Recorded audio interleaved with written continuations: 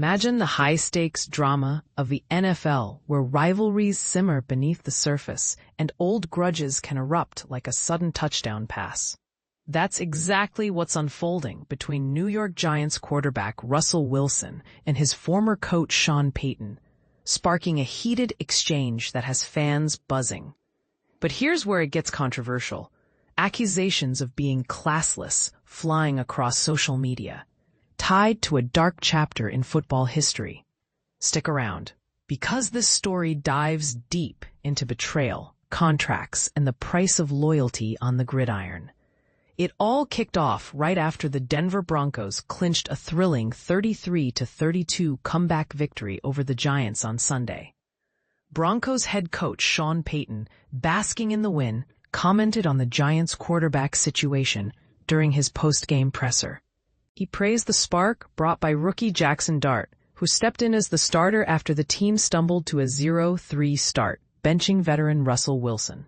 "They found a little spark with that quarterback," Payton remarked, adding a cheeky jab. "I was talking to John Mara not too long ago, and I said, we were hoping that change would have happened long after our game." This subtle dig implied that Payton's Broncos might have preferred the Giants to switch QBs after facing them, potentially giving Denver an edge. Wilson, never one to back down, fired back swiftly on X, formerly Twitter, labeling Payton classless in a tweet that read, "Classless, but not surprised. Didn't realize you're still bounty hunting 15+ years later through the media." Complete with laughing emojis and his signature hashtag Let's Ride. For newcomers to NFL drama, bounty hunting refers to the infamous Bountygate scandal that rocked the league.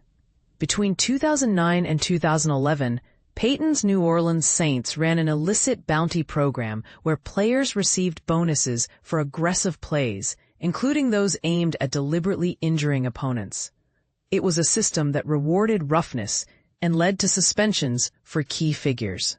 Payton himself faced a 1-year unpaid suspension in 2012 after the NFL determined he knew about the scheme but failed to intervene. And this is the part most people miss: how Wilson's retort resurrects old wounds from their shared past in Denver. The tension between the two dates back to Wilson's 2 seasons with the Broncos from 2022 to 2023, where the team posted a disappointing 11-19 record in his starts, missing the playoffs both times. Despite Wilson's strong stats, over 3,000 passing yards and 26 touchdowns in 2023, he was benched midway through the season and later released, leaving the Broncos with a hefty $85 million in dead cap space. What makes this particularly juicy is the contract twist that fueled the benching. Wilson's deal included an injury guarantee worth $37 million if he couldn't pass a physical by the 5th day of the new league year in March 2024. By sidelining him, Denver ensured he wouldn't suffer an injury that could trigger that payout, essentially saving millions on his eventual release. Wilson opened up about this in interviews, recalling how right after the Broncos' Week 8 win over the Chiefs, team officials pressured him to waive that guarantee during the bye week. "If I didn't change my contract, my injury guarantee, that I'd be benched for the rest of the year," he shared. He expressed deep disappointment, refusing to give up protections that mattered in such a physically demanding sport after 12 years of play. This feud highlights the raw underbelly of professional sports, where decisions can feel like personal betrayals. For beginners, it's a reminder that NFL contracts aren't just about salaries. They're packed with clauses like injury guarantees, designed to protect players from the game's inherent risks. Yet, as Payton's comments show, coaches and teams sometimes prioritize business over sentiment.